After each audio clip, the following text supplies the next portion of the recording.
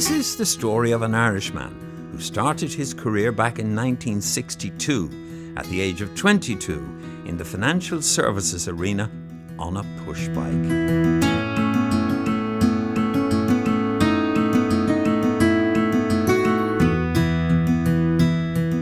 He went on to become chief executive of some of the biggest insurance companies in a long and distinguished career. For 26 years, John worked for Pearl Insurance, working his way up to the very top. I met him at the old Pearl headquarters and chatted to him in his old office. John, welcome. What does it take, do you think, in a person like yourself to rise to being a chief executive officer, to being the person who is the overall boss? I think, Henry, that's a difficult question, and maybe one that other people could answer rather than I. To find out some of the qualities that got John to the top, we spoke to 3 of his ex-colleagues. Trying to describe John is incredibly difficult, and I think because there are so many facets to the man. There is a strong, resolute, determined businessman. There is a person who has a great sensitivity for individuals. I think there is a man who embraces change. If I was trying to guess at John's philosophy, there is this sense of that change is continuous and change is something that we should welcome, we should embrace.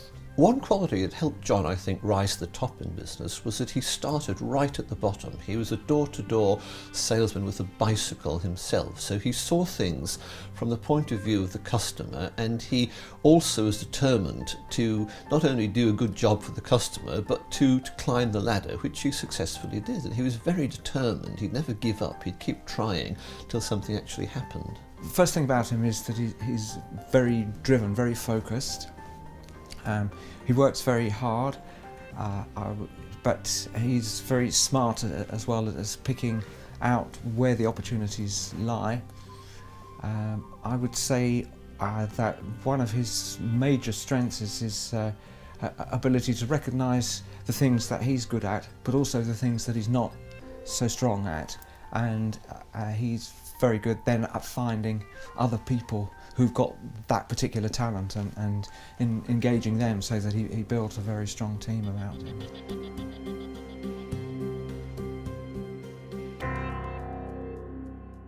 On my desk, I've got engraved in wood, lead, follow, or get out of the way. The impossible we do now, miracles take a little time longer. Right. Or what you see is what you get. Yeah, sure. The second 2 I have heard before, but lead, follow, or get out of the way is a very interesting thing, because along the way, you must have had to say to some people, sorry, get out of the way. That's hard, isn't it? Well, yes, but what I meant by that was that I, as a CEO, I always gave to the people I was working with the credit for the success we had, and I took responsibility for the failures. So in other words, it's a bit like being a captain of, say, a rugby team, a hurling team, a cricket team. If you have that nobility of spirit, you will say, okay, well done, guys, and gosh, I might have blown it. But you didn't blow it. I mean, the jobs you've had, beginning at the very lowest level of insurance, to get all the way then up. I mean, we're in a building now which has a lot of association for you because we're in the Pearl building, and for 26 years, I remember you telling me once, Pearl was your life. Well, indeed, this was my office. One needs to learn as one goes along. I mean, I'm not a university, I'm not an academic, and therefore I had the advantage, if I just talk about Pearl for a second, starting as an agent in Liverpool on my bicycle and make myself up to general manager and on the board here. You learn a lot, and I have the scars of things I did wrong, and I think it's all of that. It's all about experience, actually. Here's one from left field, as they say. To what extent do you think being an affable Irishman has helped you in international business? Henry Kelly, that's a difficult question. We asked the difficult, but you told me that the difficult you do at once, the impossible takes a little bit longer. So do the difficult. You're not supposed to quote my quotes, incidentally. When I was branch manager for Pearl in Cardiff, every district manager would have to talk to the division manager on a Friday and how they'd done for the week in the terms of sales and all the rest of it. But because my office was in the same building as his, Right. I used to go down to see him for maybe half an hour or something. And one day he said, I think that you've got a really good future here with this company. I said, thank you very much. He There's a said, but coming, isn't there? he said, but you need elocution lessons. you can't respond in any way. So what I did was, it was around about September time, and it was a school where there was one night a week on a Wednesday they were doing, you could join it. So I did. And the first week you had to get up and just say, my name is John Finan. So when I did that, I stood up and I was standing up, my arms like this, and only for a couple of seconds, and I sat down. Then the chap who was running the situation, so he said, you see, he said, with John Finan, he said, when he came up here and he had his hands under his arms, as if he was hiding something. The chap in the audience said, yes, he said, or in the class, he said, yes, he said, it could have been a bomb. Now, there were bombs going off in Birmingham. So we're in the 70s. Yes, Right. So the next week, you had to pick something out of a hat, and I was to talk about paint. So when I rang Bob on the Friday, or he rang me, I can't remember, he said, how'd you get on with the elocution? I said, that's on the story. He says, what are you going to do now?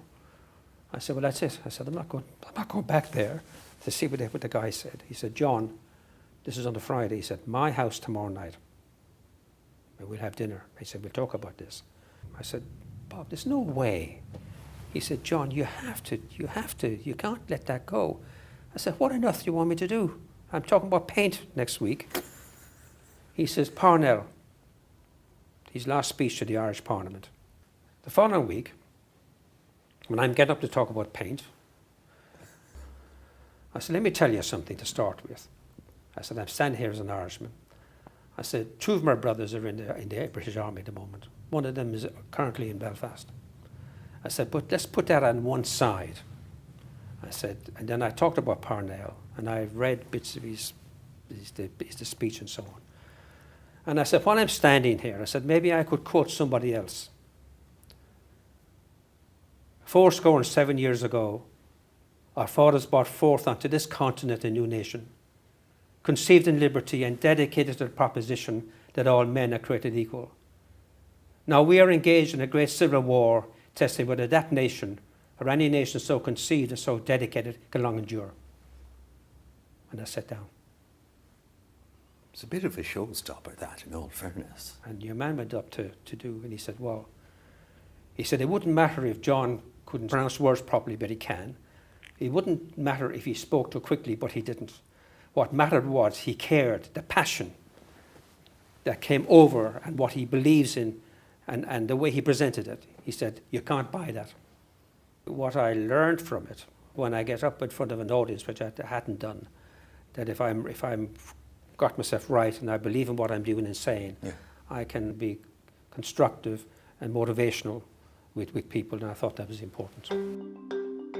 John's passion came out nowhere more than in his work. He was very enthusiastic. He was very determined to get things done, so he'd keep bombing away at something till it actually happened, till he got the result he wanted. So that was quite impressive. My sense of John is not that he tries to do the best he can, it's as though he always tries to do better than he can.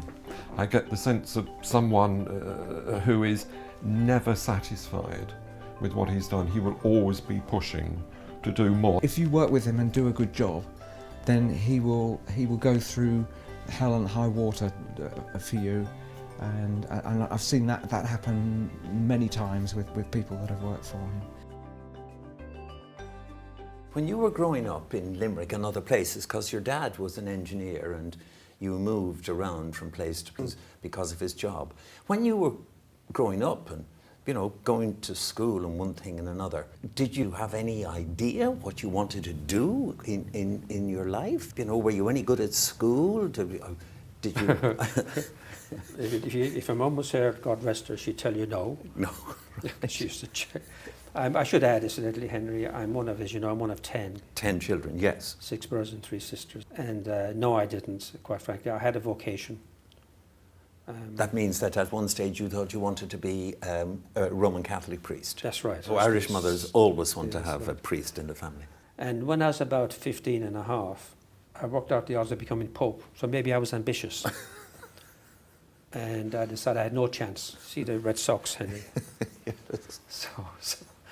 So But you mean the hope still lingers there? that's right. I decided maybe I'd come over to the UK without making any fuss or what have you, and not tell anybody. But you're only, what, 15 or 16? No, I was 16 now. 16 when at I'm the 16 now, and my sister was over here. Right. Mary, she's in Australia now. So, because I couldn't pack a suitcase in the normal way, but I used to play a bit of tennis. Now, I'm no good at it, but I used to play a bit of tennis. So I packed my tennis racket, 2 tennis balls, and I borrowed the money off a school friend of mine. I was going to the Christian Brothers in Dungarvan, or Dungarawan, if you want a bit of Gaelic. And he lent me the fare, the boat and the train. When he saw me off, and he said, and he gave me a bottle of poutine. Now, poutine is a legally distilled Irish whiskey. It looks like water, Yes, it's not colour. Tastes like nothing on earth. Well, I wouldn't know. You'd know about that. I wouldn't. So anyway, I said, what am I going to do with this, for God's sake? He said, oh, might come in handy, put in your suitcase. So 7 o'clock in the morning, coming off the boat and coming through customs, your man says, what's in the suitcase, son? I said, a tennis racket, 2 tennis balls, sir. He says, open it up. He said, what's in the bottle? I said, that's holy water. My mother says, you're going to a pagan country. And if you bless yourself with it every day, you'll be all right. He says, is that so? So he took the top off. He said, this is whiskey. I said, glory be to God, another miracle.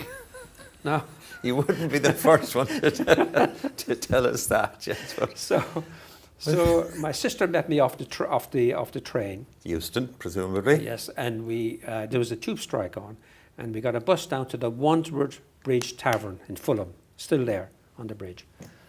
And I said I was 18, looked about 12. I saw the boss man there. My sister knew there was a vacancy, and I got a job as a barman. Sharing a room upstairs with 2 other Irish guys, and that's how I started. And indeed, Mary says, no, you better ring Mum. So we didn't have a phone at home, of course. So we rang a neighbours, and Mum came in. And so we talked. She says, well, as long as you're okay. She said, how much are they paying you then? I said, I'm getting £4.76 a week. And I was living in, so there was no cost in terms of what have you. She said, in that case, you put £3 in an envelope every Saturday when you get paid and send it home, which I did. And you knew nothing about England? No.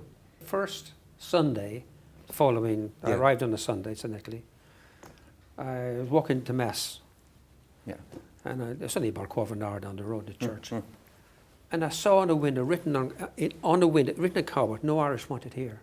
And I thought, gee, what does that mean? That maybe felt, And then a guy did come into the pub and says, Paddy, I'll have a pint of whatever it was. I said, excuse me, sir, my name is John. No, you're a Paddy. And I think he was in a derogatory way, So I thought, well, John Finan, you gotta just get on with it. And what's the best way of dealing with that? Do your job properly. It used to be in parts of London and in other cities, no blacks, no Irish, no dogs. But that's all gone. But let's linger, if we can, for a moment on what John Finan, you find your feet after a while. I was a Pearl agent for, I think, 3.5, 4 years, whatever it was, right? Yes. For the first couple of years, because you only had to collect 3 or 4 days a week and then sell a bit of what have you. But then I was chairman of the Young Socialists. Chairman of the Young Socialists. Hall manager and treasurer, because I could meet people I could sell policies to. Managing a rock and roll band and all the rest of it, right? So what I did was I went to see Bill Cottrell, the manager. Yeah, right. And I said, Mr. Cottrell, I've been with this company, whatever. Sure. I said, can I ask you 2 questions, please? Do I have a future with this company? Right. And what's my next, what do I have to do to get to whatever? And he said, I think, Mr. Finan, if you concentrate and blah, blah, blah, you have a future. And this is what you have to do. And I said, fine. And so I gave everything up. Everything I was doing, I gave up. Right. When I became an assistant manager, we had 3 agents who were in their 60s, 3 district agents, been in the company 30, 40 years. 2 of them said, I'm not having you work with me, you're too young. I can't take you into policy holders. And I said, all right, then why don't you just give me the name of the client and what you think we should sell them? take me to the door, you stay in the car and I'll go in. Yeah, right. And I'll do what. And he started doing that, and we started, what have you. Then I thought, I'm looking too young for what we were talking about, ordinary branch and investments, so I grew a beard. So I had a red beard, and then decided I had to smoke a pipe. So I had a pipe and I had a beard, right? And then we had this arrangement. When I went to see a client with one of the agents, say, or if I was an ordinary branch inspector, the arrangements were that he would introduce me, we'd sit down in the living room, and we'd have a thing. If I picked the pipe out, that meant it was going well. If I didn't, it wasn't. And your job was you had X number of clients that you called on every week, collecting their premiums. Might have been 300 or 400 or something. Collecting their premiums and selling them insurance. That was your role.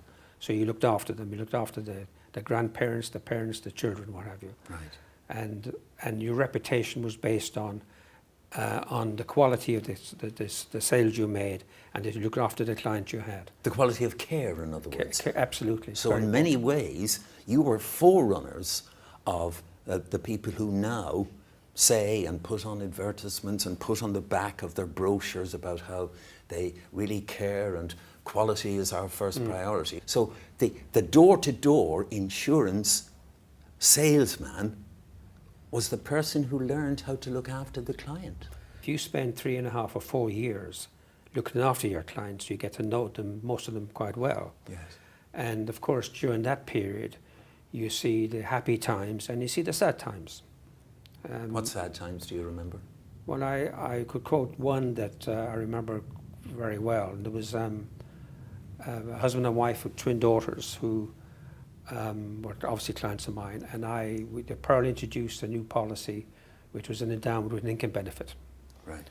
And I told them about the product and what have you, and they said, no, we're not really interested. But I said, that's fine. Some weeks later, the wife said, you know, my husband and I have been talking, John, I think we'd like to. So I brought my assistant district manager with me. He was the expert. Right. And we sold him a policy, had an income and a sum assured. And it was an endowment, so if it lasted 20 years, they get the endowment and the bonuses back. Right. If that happened, anything happened in the meantime, there would be a sum to be paid, obviously. And about 3 months, 6 months after that, the gentleman used to work at Shell, and he got a scar, and something happened to his arm. He got poisoned and he died. That was an accidental death, which means that the sum assured was doubled and the income was doubled. Now, what happened then, about 3 months after that death, after everything had been settled, my boss, Bill Cottrell, who was the manager in Esmoport, said, I'm going to solicitors this afternoon to settle the claim and everything. Do you want to come with me? Because she'd be there. And I said, of course. And I did. When everything was settled and she was leaving, her name was Mary, she came up and she hugged me. She said, Mr. Finan, I don't know how to thank you. I've got 2 small daughters, and now at least I've got this income. And I've never forgotten that, because that's the role you play. You play an investment for the short and long term, but what happens if something happens in the meantime? Yeah. One of those sad times was in 1966. The catastrophic collapse of a collier's spoil tip in the Welsh village of Aberfran near Merthyr Tydfil killed 116 children and 28 adults. It was caused by a build-up of water in the accumulated rock and shale, which suddenly started to slide downhill.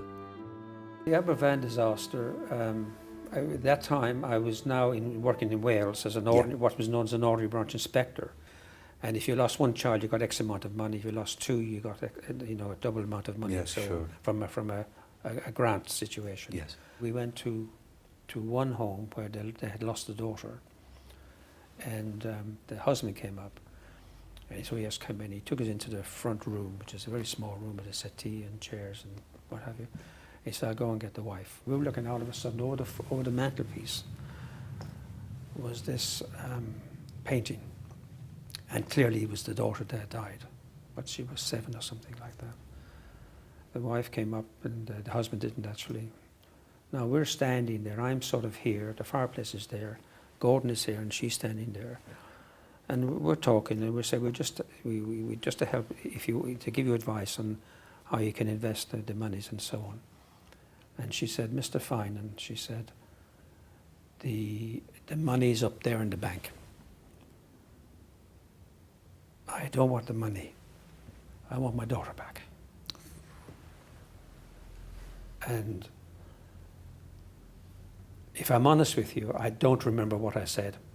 I hope I said was, well, of course you do. Yeah. And all we'll do is here to assist you. And if and when you let us know, we will have you. And that was that. But those sort of things, when you're in the financial services business and you're advising or selling, whichever terminology you want to use, it's important to realize, depending on the product you're selling, that the unforeseen can happen. And you've got to be prepared for that, as well as hoping you're going to pay the maturity at 20, 30, 40 years old. Following Aberfan, John rose up the ranks of Pearl to become general manager and a member of the board. Virtually everyone who was in the senior management ranks had come from within the head office. John hadn't, he'd started outside in the field, virtually at the bottom, and he'd had a meteoric rise. So this is not a man who breezed into the corridors of power carrying diplomas and degrees from the most prestigious business schools either side of the Atlantic. This is a man who has earned his place at the boardroom table through working and succeeding in a whole number of very different roles. I think his greatest achievements would have been at Pearl to modernise the marketing, both so that they used modern means of communication and that they related to the consumer in a way that the industry as a whole probably didn't at that time. And he came up with a proposal which probably seems obvious now, and this is when he first took the Pearl on into TV advertising. But it was a complete revolution, particularly in a place like the Pearl, that an old staid insurance company like that should suddenly go onto the television. He saw things from the customer's point of view, whereas most people saw things just from the company's point of view. And that had led him, and this was quite a good story for the media, to reorganise the 5,500 door-to-door salesmen visiting up to 2 million homes so that the products they were offering were going to be relevant to the customer rather than just convenient for the company. I'm sure there must have been a time when he wanted and probably believed he could become the chief executive at the Pearl. That didn't actually happen, but he used that as an opportunity to move on, become the CEO at another company and another company beyond that as well. So he used it as a way of spurring himself on to even greater achievements. After 26 years, John moved on from Pearl to become managing director and deputy chairman at NEL Britannia, and Russell went with him.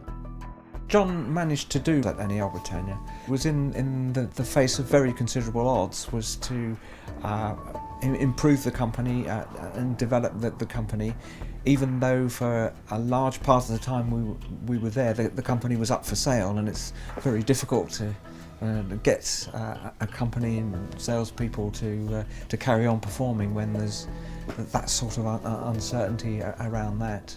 Eventually the company did get sold, but John made sure that those of us that were leaving the company as a result of that were very well looked after, because that's a very good example of the sort of loyalty he has for the people who work for him.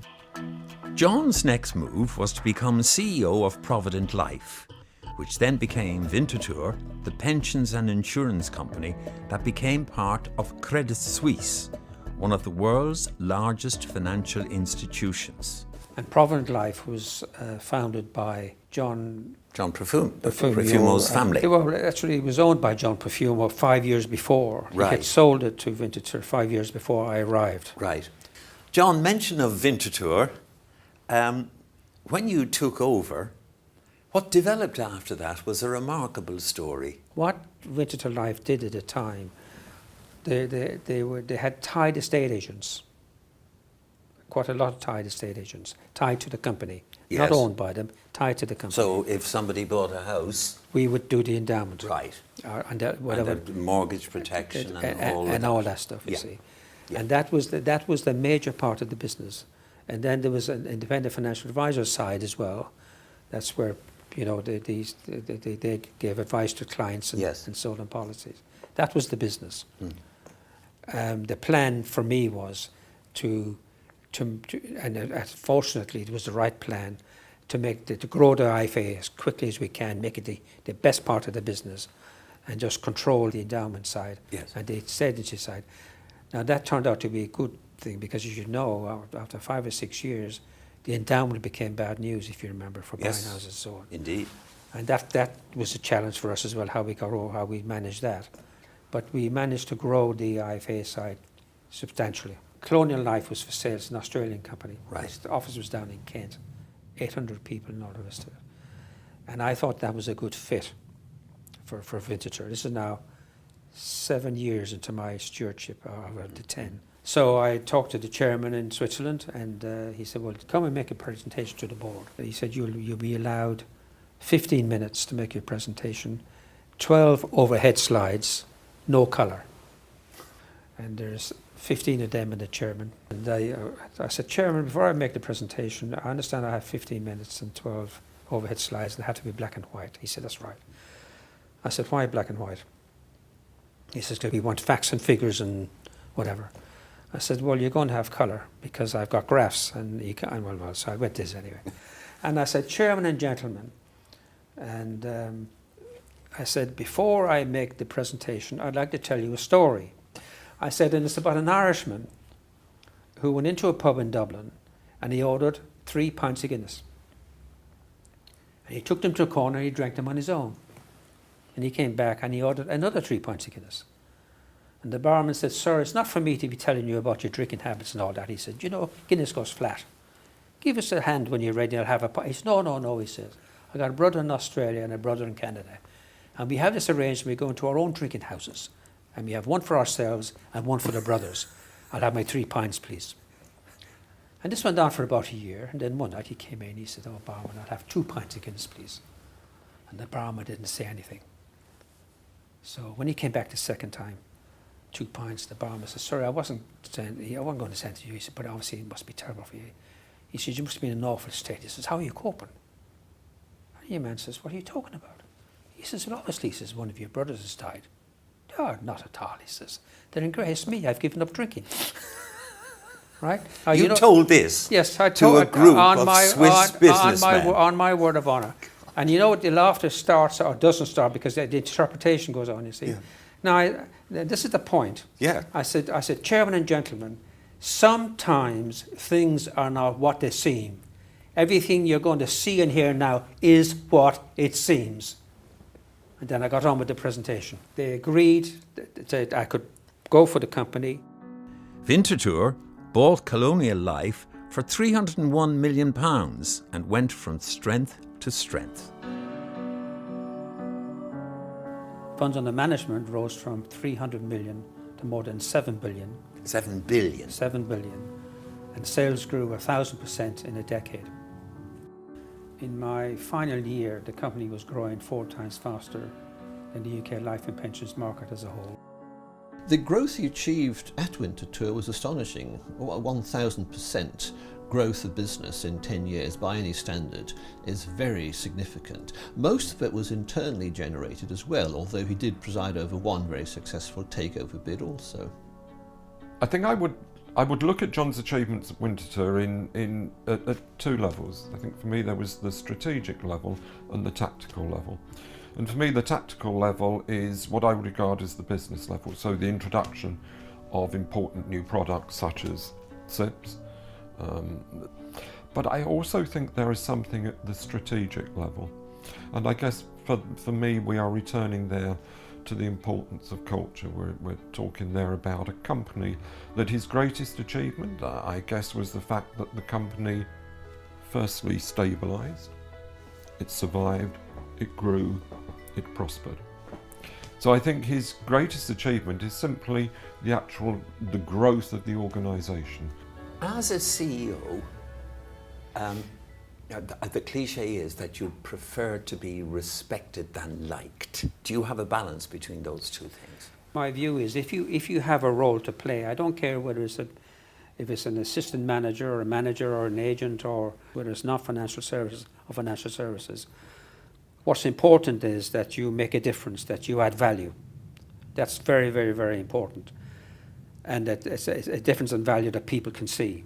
That's the first thing. Now, if you can do that, and people like you, that's great. And I think that as long as you have people's respect, hopefully, and you're delivering, that's the most, honestly, the most important thing. If you have a team working with you, particularly when you're a CEO, you have a team of people.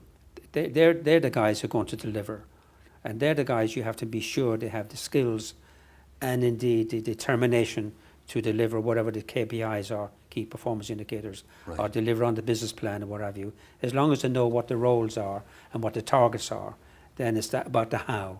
And what I will be talking about with them is the how. How are we going to deliver on this, and what can I do to assist you? Is there ever an occasion in which a problem will arise whereby a CEO is so knowledgeable about of the brand that he is selling, let's just go to ordinary basic English words, he is reluctant to trust the people to whom he has delegated things? The key to the question is, how do you selecting the right team? Yeah. And if the team isn't right, you have to change it. That's for sure. Because particularly when I was working, well, for Pearl certainly, and certainly Credit Suisse, you have, because if you're the CEO, you're the one who goes to the head office with the plans for the following year, the business plan for 3 or 4 years. You're the one who says these are the targets we're going to deliver on. Nobody else. That's your job. Now you go back and you have your team, and you do it together. And that's why I said earlier on that I never take credit for things that go well. It's up to the team. They get the credit for it in every sense. I mean that. And if things go wrong, then I take the responsibility and obviously try to fix it. I was fortunate as the HR director in having a CEO such as John Finan, because he was really enthusiastic about ensuring that we could do all we could, not just to motivate staff, but also to encourage staff in terms of training, development, growth. And if I look across the changes that happened within the company during the time that John was there, from a staffing perspective, he introduced a whole range of different incentives, not just for salespeople, not just for people who were customer facing, but right the way through the organisation. I think he saw the importance of not just saying the right things about staff, but actually ensuring that we made tangible efforts to ensure that the staff felt that they were rewarded and that they had the opportunity to shine. And I think that's not just in performance levels, but it's also in terms of development. So if I think of awards such as the Investors in People, it's no surprise that when we achieved that or attained that, it was during John Finan's tenure, because he certainly recognised the importance of achieving through staff. John left Winterthur in 2001 and since then has acted as a board director or mentor to well over a dozen existing and start-up companies in the UK, Ireland, East Europe, South America and Africa. John loves the excitement of business, and the excitement in particular of growing a business, and he's been very good at giving something back now. Having had decades of successful business at high level himself, he's now spending time encouraging new people to start businesses or entrepreneurs to grow the business, and he's doing this predominantly in Ireland and the UK, but also more widely around the world. John helps these green energy startup companies in particular by not only working with the entrepreneur, but also with the potential customers to draw out from them what it is they need. He's also very good then at working with the authorities who will have views on green energy locally, and they vary from country to country. So he's involved in a number of different markets in quite different countries where the laws and the regulations are different. And he's very good at making sure that the entrepreneur is aware of those, and that he's working not only in harmony with his potential customers, but also with the regulators in that particular area, so that everything fits together very well. This again is typical of John, who likes to put all the foundations in place before something happens. But if you're brand new into business, this is new to you. So the mentoring he does there, I think, is proving very useful to quite a lot of startups. John is creating startups in Argentina, Nigeria, Kosovo, Albania, India and Spain, as well as other countries. Their aim is to turn waste into gas, electricity and other reusable products. What does John Finan do to relax, to smell the coffee and look at the roses? Well, first of all, I spend minimum 3 days a week at the gym, Right. 2+ hours, minimum, that is, because I believe passionately, while I used to work to keep fit, now I believe now I should keep fit to work. If I'm working for companies, I got to make sure I'm fit enough to make my contribution to whatever it is. And yes, I guess I wouldn't say a workaholic, but I enjoy my work, particularly if I'm involved with companies where hopefully I'm making a difference or adding value. So, John Finan, the end of our interview, and first of all, thank you very much for talking to us. When you look at the whole thing in the round, I don't want this to sound as if you've finished your career, because you haven't, because of the number of things you're still involved in. But looking back over your years as a worker boy, as it were, and then rising to the heights that you did, I mean, are there highs and lows in it, just for you personally? There are no lows that I would recognise. Right. That would be negative to say that.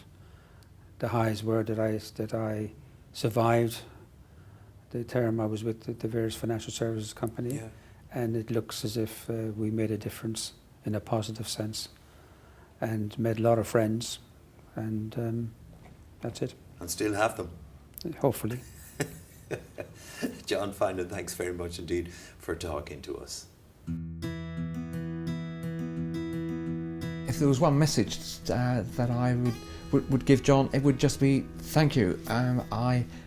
It's been a pleasure and a privilege to work with him over a long period of years in a lot of different roles, and it's been a great journey because I never knew quite what he was going to get me involved in next.